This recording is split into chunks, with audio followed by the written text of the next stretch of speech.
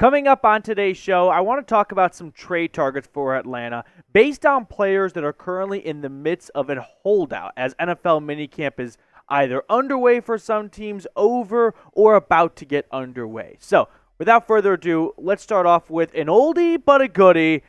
Jets edge rusher Haason Reddick. I know what you're all thinking. Petey, stop it.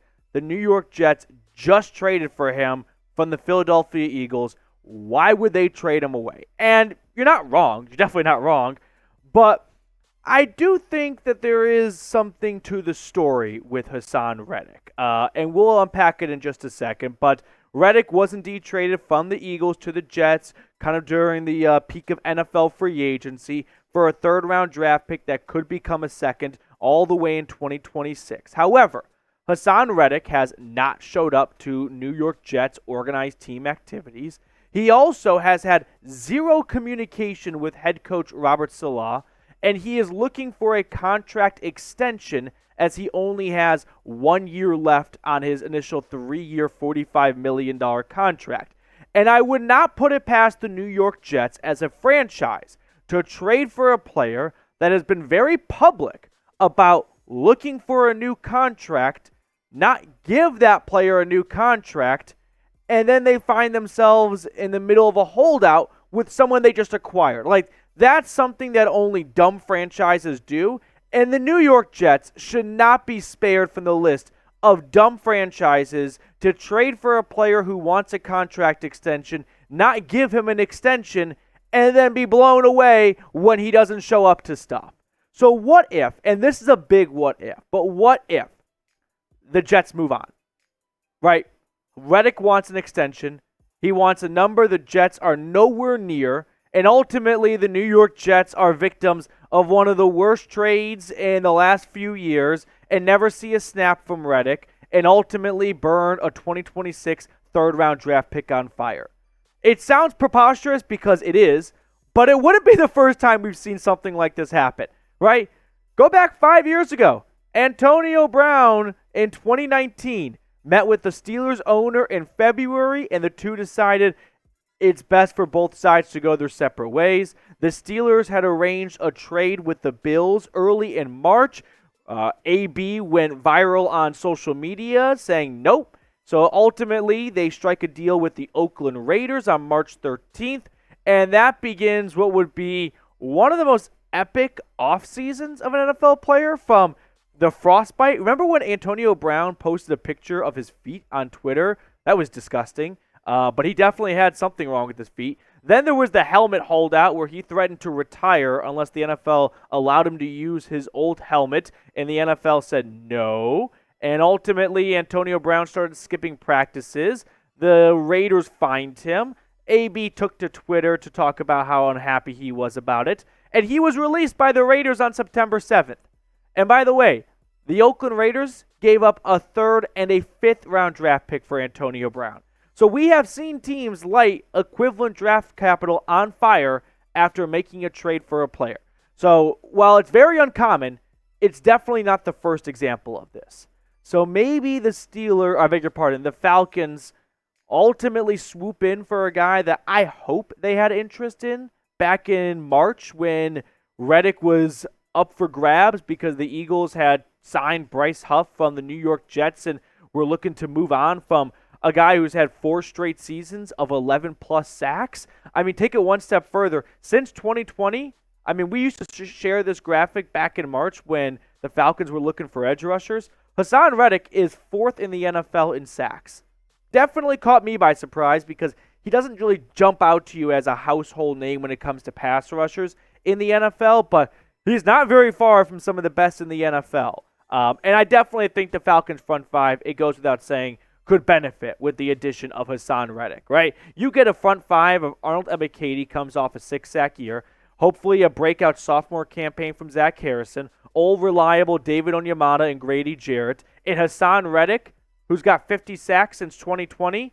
Yeah, that's a front five that may not be top 5 in the NFL, but it's definitely going to keep this defense in ball games because we know Kirk Cousins in the offense will have no issue putting up points. So it feels like a long shot because it is a long shot, but keep an eye on Haason Reddick, because if things start to go from bad to worse, maybe the Jets decide we're just going to cut our losses and we're going to try to get something back for the guy and just agree that this was an epic failure on all fronts.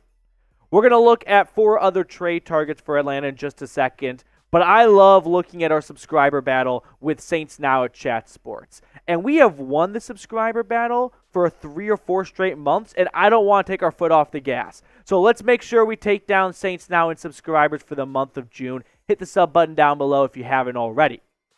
I want to bundle these next 3 trade targets together because they all play wide receiver. Tee Higgins, Brandon Aiyuk, and Courtland Sutton. And in fact, I have put them in order as most likely to least likely to get traded. So Tee Higgins, in my eyes, is in a unique spot with the Cincinnati Bengals because the Bengals want to go all in, but Higgins is looking for a contract extension, and I'm not convinced that the Bengals simply have enough money to give him that contract extension. Brandon Aiyuk is definitely looking for an extension, and the Niners want to give him an extension, but I think Brandon Aiyuk is just looking for much more money than what San Francisco may be comfortable paying. And then finally, you have Courtland Sutton, who skipped Broncos OTAs, not nearly as big of a deal as Higgins and Aiyuk, but if Denver decides, all right, we're just going to go a different direction altogether for one reason or another, he could become available. So Tee Higgins, Brandon Aiyuk, Courtland Sutton, definitely players to keep an eye on for the trade market. I think Higgins is most likely to go, and I think that would happen actually in the middle of the season, but this is the NFL. Crazy stuff happens all the time. Brandon Aiyuk, I want to believe, is not going anywhere. However, like I just said, it's the NFL. Crazy stuff happens all the time. Plus, San Francisco drafted a wide receiver in round 1 and gave a 2-year extension to Juwan Jennings. But if you're curious about Aiyuk and Higgins' price tag, well, not only do you have to give up a pretty penny to acquire them, but you also have to then pay them. Brandon Aiyuk, I think, would get an extension something like this. 4 years, $124 million. That's an average of $31 million a season, and that would make him the 3rd highest paid wide receiver in football. Tee Higgins, I think, would get a 4-year, $114 million contract. That's an average of $28.5 million. That's a little bit more than what Jalen Waddle got this offseason. So that's a rough idea as to not just the cost to acquire them, but then to keep them in-house. And then finally, Courtland Sutton, he's not looking, nor is he going to get any kind of money like what those 2 guys are looking for.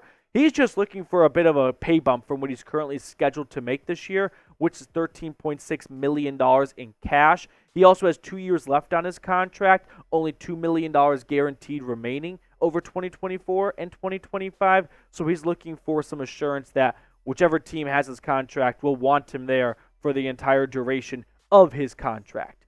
I would be shocked if Atlanta makes a splash trade for a wide receiver. I think internally they are much more upbeat and optimistic about their wide receivers than I am because, well, they get to see them a lot more than we get to see them, but they have spent their money where they wanted to when it comes to $39 million to Darnell Mooney, trading for Rondale Moore, picking up Kyle Pitts' 5th-year option for next year, Drake London poised for a huge season, and I don't blame them for having some level of optimism. I just think that the Falcons' offense will require a lot more 3 wide receiver looks, and they don't have the depth right now to run 3 wide receiver looks for 17 games a year with no injuries. And this is the NFL. If you don't bank on injuries, or if you don't, I should say bank, if you don't plan on injuries, you are planning to fail because injuries are inevitable. Now, before we get on to the 5th and final trade target, pick a trade for one of the 3 wide receivers. Who would you rather get? Tee Higgins, Brandon Aiyuk, or Courtland Sutton? Aiyuk is probably the best of all 3, although Higgins has quietly been super consistent all 4 years of his NFL career. He just didn't have the second-team All-Pro nod that Aiyuk got this past season. But I would like the Higgins route. I think he'd be a little bit cheaper contract-wise and draft capital-wise, and I'm not even convinced he's very far off from Brandon Aiyuk's skill level. 5th and final trade target, I'm going to go with Cameron Heyward. So the Steelers' defensive tackle sat out the first 2 weeks of Steelers OTAs. He did, however, return for the third and final week to be there with his teammates, so it's not nearly as strong as a holdout as maybe some of the other guys who are currently in the midst of holding out or skipping all of the OTAs like Courtland Sutton did. But Heyward, 35 years old, publicly he has been searching for 3 more years in the NFL. He's got 1 year left on his contract, so he's basically looking for a 2-year contract extension so he can play 3 more seasons like he desires. And Heyward, who has been one of the best interior defensive linemen in football, showed that he is mortal for the first time last year, missed 6 games. I mean, the guy has been an Iron Man since being a first-round draft pick well over a decade ago, 2011. So Heyward has been one of the best interior defensive linemen. And the Falcons' defensive line, especially on the interior, doesn't need a boatload of help. Like, David Onyemata and Grady Jarrett are awesome. But if they want to kick, maybe say, Cam Heyward to defensive end and get Zach Harrison into a slightly lesser role and have him start rotating in later on, that could be a really good spot for Heyward and for Harrison and for the Falcons defense altogether, because they could have Onyemata, Grady Jarrett, and Cam Heyward all rushing the quarterback from the interior defensive line. So, who needs edge rushers when you've got interior defensive linemen? The worst place for a quarterback to get pressure from is up the middle. So if Atlanta feels like, listen, when it came to free agency, we never really had the opportunity to spend money on an edge rusher that we felt was worthy of that kind of contract. We didn't want to overpay an edge rusher just for the sake of checking that box. And then when the draft rolled around, after not going defense in round number 1, if they didn't feel like there was an edge rusher worthy of a second-round draft pick and they didn't want to reach on a guy, I mean, kudos to them. I wouldn't want them to reach either. So if they felt like there was never a good time for them to make a serious upgrade to edge, well, the next best option is go interior defensive line. And this would be, without a doubt, the best interior defensive line in football, at least from a pass rushing standpoint. Cam Heyward, Grady Jarrett, David Onyemata. We're talking about 3 guys in the top 20 that have generated pressures from the defensive tackle position since 2019. So DT pressure since 2019, 4th, 11th, and 17th for Heyward, Jarrett, and Onyemata. They're all up there in age, so this is a little bit like reminiscent of when the New Jersey Nets at the time went for Paul Pierce, Kevin Garnett, and like, let's just run it back what Boston did a few years later. But the good news is, like, they're not quarterbacks, so it's not quite an apples-to-apples positional standpoint comparison, but this would be the best possible outcome at this point in the season, most likely, or the offseason, to find some more pressure to get after the quarterback. All right, which player would you trade for? Of the 5 guys we looked at today, who do you want to see Atlanta trade for the most? Personally, I would go with Haason Reddick. That's definitely a far shot, but who knows? If he skips mandatory minicamp and the Jets start panicking and they don't plan on extending him, maybe a trade happens and we get Antonio Brown 2.0. That will do it for us on today's show. Thank you guys so much for tuning in. Really appreciate all of you that watch our videos. If you have not subscribed yet, make sure to go ahead and do so, and we will see you all later.